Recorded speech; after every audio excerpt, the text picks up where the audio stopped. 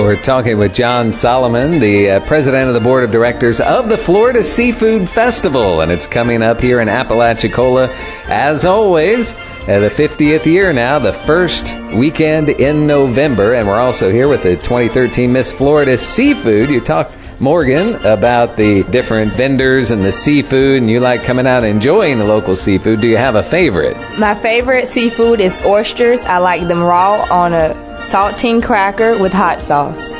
Does everybody like it that way? Well, I do. How about you, John? You have a favorite? Apalachicola oysters, raw on a saltine cracker with hot sauce. I got to agree with the queen on that one. So it seems like we've got some consensus here on now. You've got this blessing of the fleet.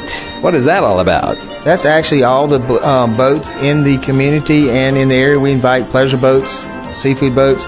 It originally started out that the local clergymen would bless the boats as they came through the channel underneath the bridge to wish them a safe return and a great harvest for the upcoming season.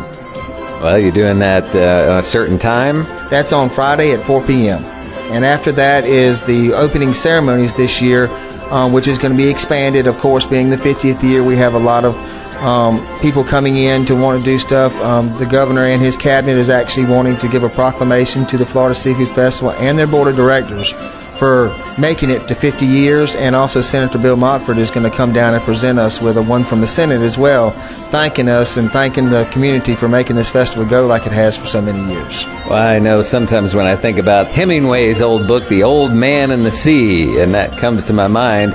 And it also comes to my mind as I see the logo, kind of the mascot for the Florida Seafood Festival. And John, as the head of the thing, I'm sure you already know, but so I'm going to go ahead and ask Morgan, what do you know about this logo? I'm pointing at it right here. It looks kind of like the Old Man and the Sea or King Neptune or something.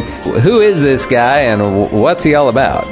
The guy on our logo is Mr. King Retzio. His name came from the word oyster spelled backwards, and he's the son of Neptune. He protects our bays and our estuaries. Do you remember what the logo looked like in the beginning? It was originally an oyster, and now it's King Retzio. And Retzio is oyster spelled backwards. Now, John, we'll come back to you now. Can you fill in any of the details on King Retzio and how did he get his start and why oyster spelled backwards? Well, I can tell you one thing.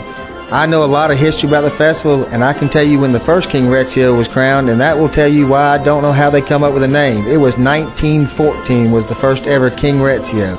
Because the festival, Florida Seafood Festival itself, is 50 years old, and it's been held annually every year since 1964.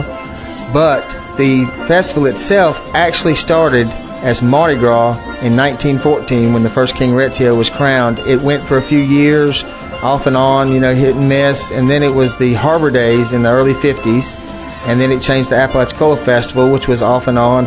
And then when they finally decided, hey, we need to have something in this community to bring people down here and show off what we have, it became the Florida Seafood Festival, and that's where it's been for the last 50 years. And King Retzio has actually gone through quite a few changes over the last few years. I guess you can say modernizing the king.